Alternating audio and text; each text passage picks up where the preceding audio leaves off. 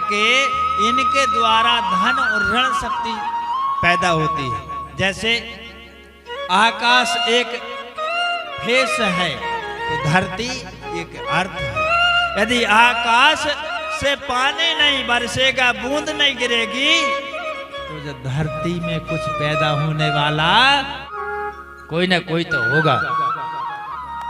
इसलिए ब्रह्मा की वश की बात नहीं है। मैं समझ लो इस बात को।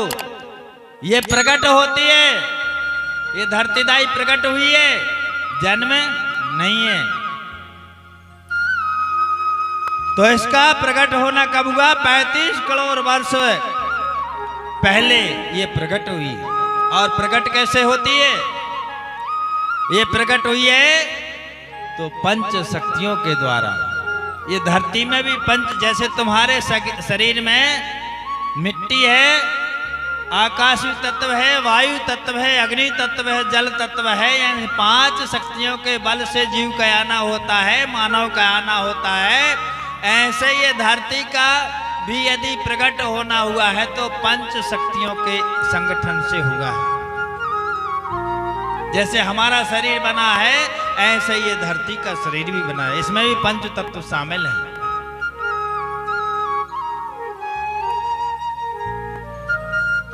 आप समझते जाएंगे। तो यहाँ के 35 करोड़ वर्ष के मूल निवासी निवास करते हैं। गुणवाना एक आदिम संस्कृति है। गुणवाना क्या है? एक आदिम संस्कृति। आदिम मतलब अनंत काल में तैयार हुई। आदिम का मतलब, जैसे आपको आदिवासी बोला जाता है ना भैया, लिखते ना आप लोग पहचान के लिए आदिवासी, फलाने फला फला आदिवासी। आदिवासी का मतलब जानते हो क्या होता है? लिखते हो आप जरूर, परंतु आदिवासी का मतलब क्या हुआ समझे?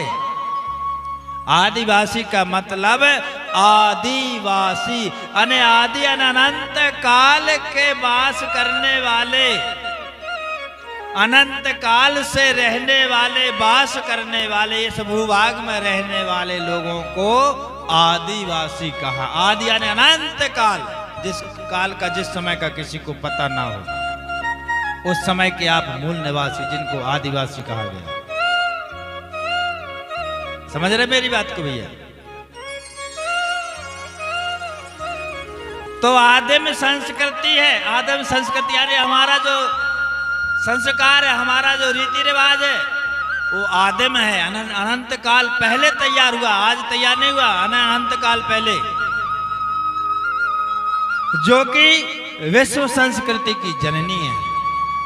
आपकी जो आदिवासी संस्कृति है, गोंडियन जो संस्कृति है, वो विश्व की जननी है। लिख लो पेन और कॉपी में। अने पूरे संसार की जननी है। कोई संस्कृति नहीं थी, न हिंदू संस्कृति, न बौद्ध संस्कृति, न सिख संस्कृति, न ईसाई संस्कृति, कोई भी संस्कृति इस भूभाग में नहीं थी। तब की आपकी आदिम संस्कृति है। गुणवाना एक इतिहास है जिसे नए सिरे से खोजा एवं कलात्मक करने की आवश्यकता है। गुणवाना एक धर्म है जहां वसुंधैव कुटुंबकम, मातृभाव, सर्वधर्म भाव, अतिथि देवो भाव, मानवता का भाव निहित है। अने इसका मतलब आप समझ रहे नहीं समझे? मैं एक भाषा में आपको समझाता हूं। कहते हैं सर्वे भवन्तु सुखिनः सर्वे सन्तु सुखमः, कहते हैं ना श्लोक संस्कृत में। अने इस धरती के सभी मूल निवासी सुखमय हो, सब एक साथ बैठें, एक साथ रहें, और सभी इस मानव समुदाय के लोग अपना जीवन सुख में व्यतीत करें। सर्वे यानी समस्त। तो यही प्रकार, यही भाव हमारी संस्कृति का भी रहा।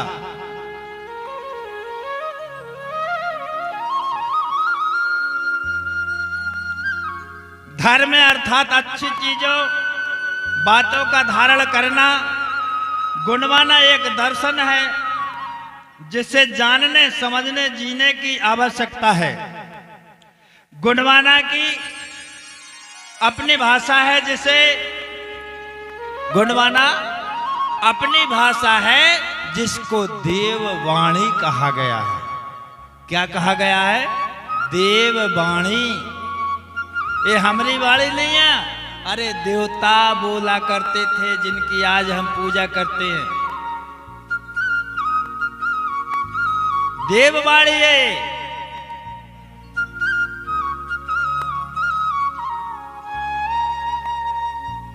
कहा जाता है कि जो महादेव की डमरू से निकली है, जो देववाणी कहां से निकली है, जिसको आज आप महादेव कहते हो, नहीं शंकर भगवान कहते हो, वही महादेव की डमरू से निकली हुई भाषा है जो देव वाणी कहलाती है। ऐसी मान्यता है गुणवाना की अपनी सीमा है। राजमहल, किला, गढ़, परगना, ग्रामीण गढ़ व देवालय जो कि आज भी विद्यमान है। ये चीजें आपको देखने को मिलती है भूमि में, ये भैया में मिलती है कि नहीं मिलती भैया? क्या किले आपको दिख रहे हैं, महल आपको दिख रहे हैं, गुणवाना के भैया के कुआ बावड़ी आपके बीच में होंगे, आपने देखे होंगे। ताल तलैया, ज्यादा दूर ना जाएं, चौरागढ़ चले जाइए आप, चौगान किला है आपका इतिहास। गुणवाना की संस्कृति एवं परंपरा प्रकृति व विज्ञान के सिद्धांतों नियमों से संचालित होती है। जो गोंडी जो संस्कृति है वो विज्ञान को साथ में लेकर के चलती है। गुणवाना वो संस्कृति है जिस संस्कृति के शब्द को कोई काट नहीं सकता, लाइन को काट नहीं कर सकता। विज्ञान निहित है, इसमें विज्ञान शामिल है। ज्ञान के साथ में विज्ञान भी जुड़ा है, अकेला ज्ञान नहीं है, इसके साथ विज्ञान भी साथ चलता है।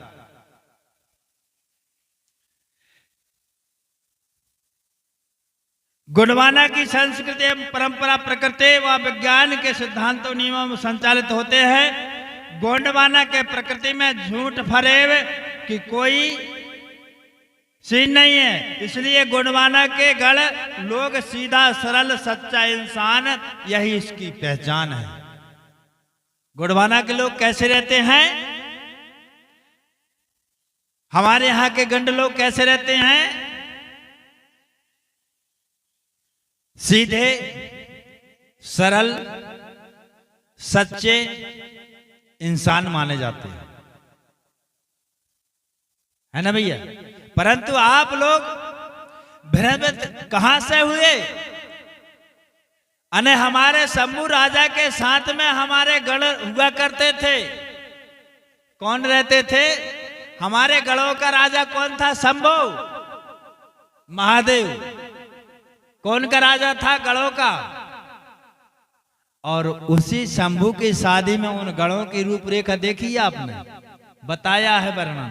कोई के आंख नहीं है, कोई के कान नहीं है, कोई के टांग नहीं है, कोई के मुख नहीं है। कई वो भूतों की बारात लेके आए थे, ऐसे बताया ना भैया। अरे शंकर भगवान की बारात में भूत गए थे, बारात में।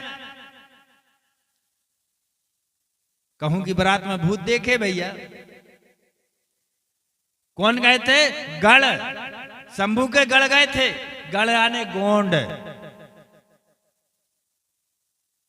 उन्हीं गढ़ों को गोंड कहा गया। और उन गोंडों की नकल शकल बताई है उन्होंने। कैसे बताई है? कि जब बारात नगरिया में घुसी तो नगरिया के सारे द्वार बंद हो गए थे कि भूत घुसे आओ नगरिया में। ऐसी बात नहीं है मेरे भैया। ये वेदों ने तुमको सीधा से उल्टा कर दिया और अब हमारा गोंडवाना के लोगों को काम है उल्टे से अब पुनः हमको सीधा होना है। हमको बात समझना है। तो गोंडवाना के लोगों एक्स्ट्रा नींद भगाने के लिए एक्स्ट्रा ताजगी। गोंडवाना के लोग या देवी देवता कभी दावा नहीं किए कि हमने पृथ्वी धरती को बनाया रचाया है। ये गोंडवाना के लोग नहीं कहते, क्योंकि दुनिया को बनाने वाले तो प्रकृति की देन है, उनसे बड़ा तो कोई हो ही नहीं सकता। गोंडवाना का अपना स्वतंत्र अस्तित्व है, जिसका हिंदू संस्कृति से मंत्र मात्र भी लेना देना नहीं है। अने इसका कोई हिंदू संस्कृति से कोई कनेक्ट नहीं है।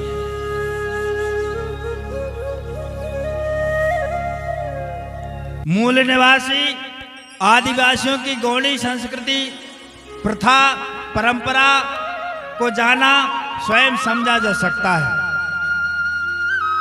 पृथ्वी की उत्पत्ति प्रकृति की देन जो कि खगोलीय चुंबकीय गुरुत्वाकर्षण बल द्वारा अपने कक्ष पर दाएं से बाएं भ्रमण करती है, अर्थात घड़ी की सुई के विपरीत दिशा में ANTI को घूम रही है। जिस प्रकार से हमारे घड़ी की सुई घूमती है, इसी प्रकार से धरती भी दाएं से बायां चक्कर लगाती है। कैसे चक्कर लगाती है? दाएं से बायां ऐसे करके। कौन की परिक्रमा करती है पृथ्वी? पृथ्वी सूर्य की परिक्रमा करती है। क्यों करती है? क्योंकि पृथ्वी जो है वो सूर्य का एक टुकड़ा है। क्या है? सूर्य का एक भाग है। और सूर्य के बराबरी में पृथ्वी कितनी बड़ी है? जैसे एक राई का दाना होता है। राई का दाना देखा है आपने? यहाँ पर राई होती है, अने सूर्य इतना बड़ा है, उसके सामने पृथ्वी राई के दाने के बराबर है। कितनी बड़ी है पृथ्वी? राई के दाने के बराबर। इसलिए सूर्य का एक भाग है पृथ्वी, जो सूर्य की परिक्रमा करता है। समझते जाना। अब आती है मानव की उत्पत्ति। मानव की उत्पत्ति प्रकृति शक्ति पंच महाभूत सर्वोच्च शक्ति। मानव की उत्पत्ति कैसे होती है? मिट्टी, पानी, अग्नि, हवा एवं आकाश के घनत्व एवं ऋणात्मक ऊना पूना आने इन पंच तत्व शक्ति के एक हो करके और एक हो करके इनके द्वारा धन और ऋण शक्ति पैदा होती है। जैसे आकाश एक फेस है तो धरती एक अर्थ है। यदि आकाश से पानी नहीं बरसेगा, बूंद नहीं गिरेगी, तो जो धरती में कुछ पैदा होने वाला नहीं है। तालियां बजाना पड़ेगा। इसी प्रकार से पिता का जो पिता के शरीर से जो सत्य निकलता है, वह सत्य मां धारण करती है और उस सत्य को 9 महीना धारण करती है, तब मानव इस संसार में आता है। तालियां बजाना पड़ेगा। उस सत्य को मानव माया धारण करती है। सल्ला सत उत्तेजित करता।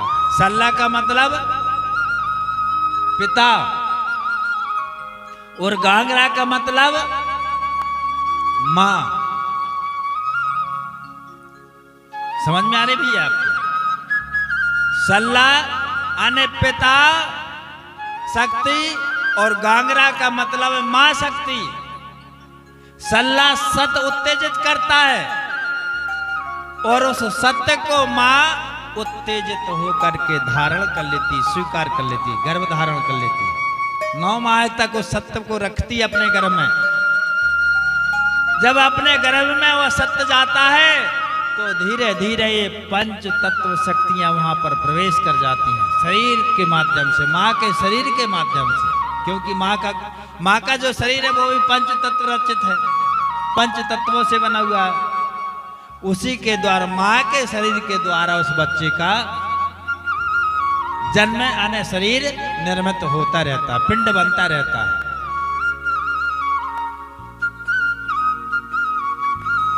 प्रकृति शक्ति प्रथम ज्येष्ठ दाऊदाई फरापेन सल्ला गांगरा की कोख से 35 करोड़ वर्ष पूर्व फड़ाकल डूबा के समय अने आज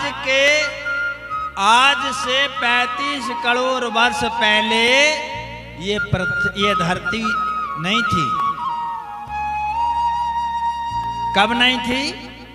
आज से 35 करोड़ वर्ष पहले ये धरती नहीं थी। कहाँ थी? जल के अंदर डूब गई, प्रलय आ गया था, डूब गई थी, जलमग्न था।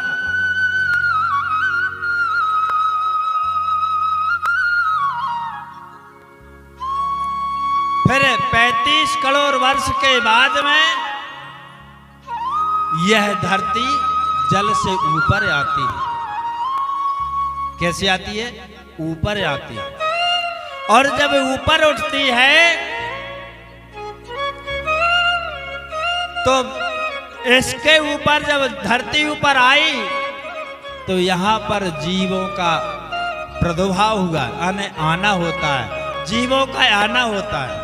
जीव पैदा होते कैसे होते हैं?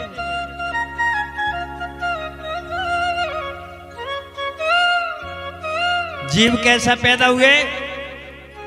अंडज, पिंडज, स्वेदज, उद्भज। नहीं समझे आप? नहीं समझेंगे, क्योंकि संस्कृत होती समझ जाते, इंग्लिश होती समझ जाते, हिंदी होती तो समझ जाते। ये गोंडी भाषा है और मैं भी हिंदी में बोल रहा हूं, परंतु उसके अर्थ को आप लोग नहीं समझ पा रहे हो। अंडज का मतलब होता है, पिंडज का मतलब होता है, उद्भिज का मतलब होता है क्या? जाना। मानव का जब जन्म होता है तो पिता के द्वारा सत्य माँ के गर्भ में जाता, तो माँ के गर्भ में पिंड बनता है। क्या बनता है मेरे भाई? पिंड बनता है। काय का पिंड बनता है? ये धरती का पिंड बनता है। काय का पिंड बनता है? मिट्टी, धरती यानी मिट्टी, तो मिट्टी का पिंड। अब मिट्टी माँ के गर्भ से कैसे, माँ के गर्भ में कैसे पहुंच गई? है ना भैया? तो माँ के गर्भ में मिट्टी कहां से पहुंची? क्योंकि माँ का शरीर भी तो मिट्टी का बना है, बना ना भैया? अलग से तो नहीं है। तो उसी माँ के शरीर से वो मिट्टी निकली। कैसे निकली? आप कितना भी साबुन सोडा रोज लगाना अपने शरीर पर, साबुन सोडा रोज लगाना अपने शरीर पर, फिर भी जब घिसोगे तब मैल निकलने वाला है, तालियां बजाओगे आप। कितना साबुन लगाना, कितना निरमा लगाना, फिर भी जब हाथ फेरोगे तो मैल निकलता ही रहेगा। क्योंकि मिट्टी है, मिट्टी से मिट्टी नहीं निकलेगी, क्या सोना निकलेगा मेरे भाई? है ना भैया? तो मानव यानी इंसान जो पैदा होता है तो पिंड के द्वारा, काय के द्वारा? माँ के गर्भ में पिंड बनता है, पिंड के द्वारा माँ इंसान का जन्म होता है। 9 महीने तक पिंड तैयार हुआ, पिंड के बाद में आत्मा पहुंची, जीव पहुंचा, और जीव जब पहुंचता है तो फिर वो इस बाहर इस दुनिया में आता है। अब ये तो पिंड का मतलब समझे आप लोग। अब अंडज का मतलब, अंडज का मतलब है पक्षी जगत में, कोई भी पक्षी देख लो, मुर्गे देख लो, मोर देख लो, तीतर देख लो, बटेर देख लो, सुआ देख लो, गिद्ध देख लो, बाज देख लो, जितने भी पक्षी हैं वो सारे पक्षी अंडा देते हैं। क्या देते हैं भाई? अंडा। और